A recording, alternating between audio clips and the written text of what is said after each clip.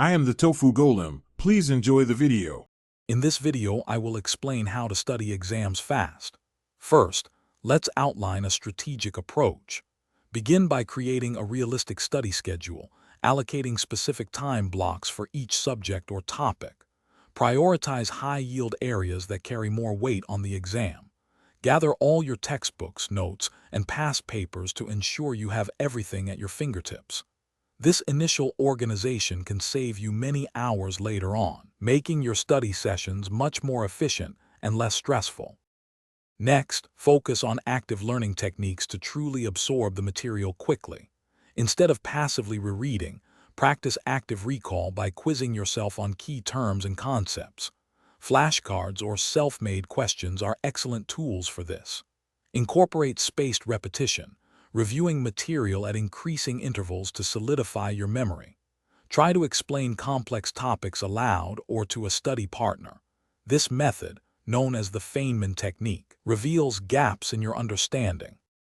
To study fast, optimizing your environment and routine is crucial.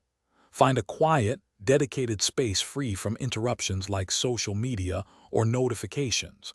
Work in focused bursts, perhaps using the Pomodoro technique of 25 minutes of study followed by a 5-minute break. These short breaks are vital for preventing mental fatigue and maintaining high concentration.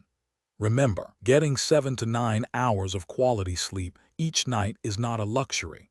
It's essential for memory consolidation and peak performance.